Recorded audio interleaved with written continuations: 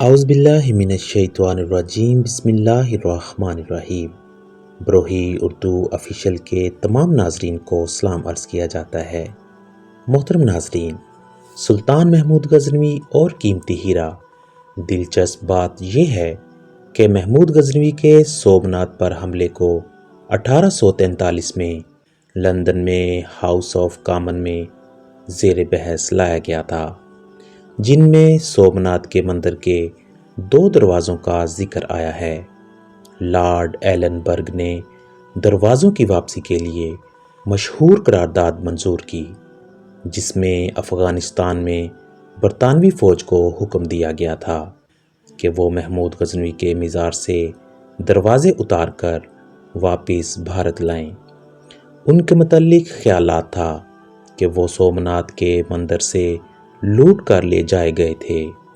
کہا جاتا ہے کہ ان دروازوں کی واپسی کا مقصد برطانیہ کا افغانستان پر تسلط ظاہر کرنا تھا، اگرچہ وہ افغانستان میں اس قدر طاقتور نہیں تھے اور انہیں انگریز افغان جنگ میں بری طرح شکست کا سامنا کرنا پڑا تھا، کیونکہ افغانی قوم ہندوستانی قوم کی طرح مذہب اور فرقوں میں منقسم نہیں تھی، بلکہ انہوں نے مشترکہ طور پر مسلح جدوجہد کر کے انگریزوں کے دانت کھٹے کر دیے۔ بھارتی ہندو بھی یہ بتانا چاہتے تھے کہ وہ انگریزوں کے خیر خواہ ہیں، اور اس طرح انگریزوں نے ان کے جذبات کی تکمیل کی۔ اس قرارداد نے ہاؤس آف کامن میں طوفان برپا کر دیا۔ پھر یہ واقعہ حکومت اور اپوزیشن کے درمیان طویل عرصے تک رنجش کی وجہ بنا رہا۔ اپوزیشن نے یہ نکتہ اٹھایا کہ ایلن برگ ہندوؤں کو نواز کر ملک میں مذہبی تعصب پھیلا رہے ہیں۔ حکومت کا کہنا ہے کہ وہ دروازے قومی عظمت کے نشان تھے اور یہ کسی مذہب یا نسل کی بنیاد پر نہیں کیا جا رہا۔ اس سلسلے میں پنجاب کے حکمران رنجیت سنگھ کی شاہ افغانستان شاہ شجاع سے کی گئی درخواست پر بھی حوالہ پیش کیا گیا، اگرچہ ان کے خط کا معائنہ کرنے کے بعد معلوم ہوتا ہے کہ محمود غزنوی کے حملے کے دوران مندر کے دروازوں کی کہانی کو ایک تصوراتی تخلیق سمجھا جاتا ہے۔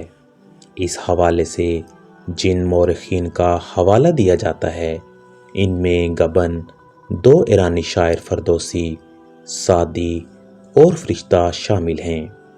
فرشتہ وہ واحد شخص تھے جنہوں نے 17ویں صدی میں ہندوستان کی تاریخ کا انگریزی میں ترجمہ کیا تھا۔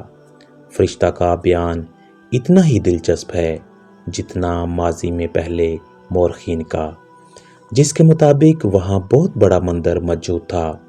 جب اسے توڑا گیا تو اس کے پیٹ سے ہیرے جواہرات برآمد ہوئے۔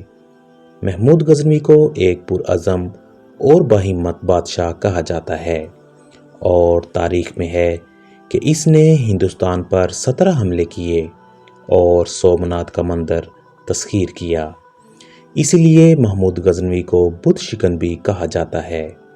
اس کے ایک غلام جس کا نام ایاز تھا کو اپنی ذہانت، قابلیت، فرض شناسی اور ایمانداری کی وجہ سے ایک طرف محمود غزنوی کا قرب اور اہم عہدہ نصیب ہوا، اور دوسری جانب بہت شہرت اور عزت ان کے حصے میں آئی۔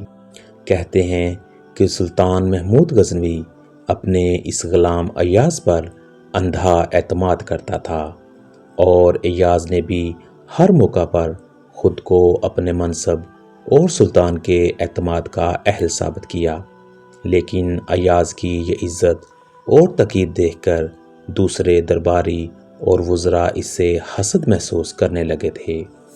ایک مرتبہ تمام وزراء نے سلطان کو شکایت کی کہ ایاز ایک غلام ہے اور باقی درباری بڑے نام و نسب والے ہیں، ان کے مقابلے میں ایک غلام کی اتنی عزت افزائی مناسب نہیں، اور کوئی غلام اس قابل نہیں ہوتا کہ اسے ایسا مقام دیا جائے۔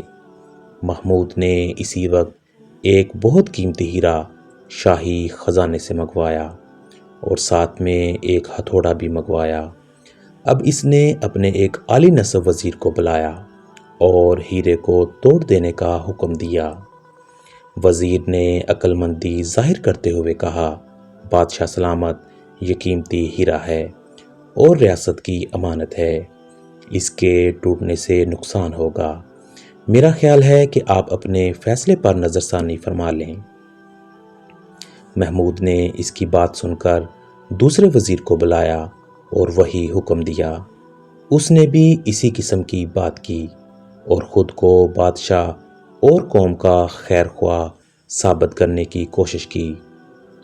5 وزراء کو یہی حکم دینے اور ان سے اسی قسم کی بات سننے کے بعد سب سے آخر میں محمود غزنوی نے اپنے غلام ایاز کو بلا کر وہی حکم دیا۔ ایاز نے فوراً ہتھوڑا تھاما اور ضرب لگا کر ہیرا توڑ دیا۔ پورے دربار میں شور مچ گیا کہ اس غلام سے عقل و دانش اور بڑی سوچ کی توقع ہی عبث ہے، اس نے اتنا بڑا نقصان کر دیا اور بادشاہ کو کوئی تجویز نہ دی، اسے کڑی سزا دینی چاہیے۔ سلطان محمود نے ایاز سے پوچھا کہ اس نے کوئی دلیل اور منطق کیوں نہ پیش کی اور کسی طرح ہیرے کو ٹوٹنے سے کیوں نہ بچایا۔ اس غلام ایاز نے جواب دیا، بادشاہ سلامت، میرے لیے تو آپ کا حکم اس ہیرے سے زیادہ وقت رکھتا ہے، اور آپ جس خواہش کا اظہار کرتے ہیں وہ میرے لیے بیش قیمت ہے۔ اے اللہ، اس پوری دنیا میں جتنے بھی مسلمان فوت ہو گئے ہیں ان تمام کی بخشش اور مغفرت فرما، اور ہم تمام مسلمانوں کو نیک اعمال کرنے کی توفیق عطا فرما، آمین یا رب العالمین۔ ناظرین، اگر آپ کو یہ واقعہ پسند آیا ہو تو ہمارے اس چینل کو سبسکرائب کر لیں اور ویڈیو کو لائک کر دیں۔ شکریہ۔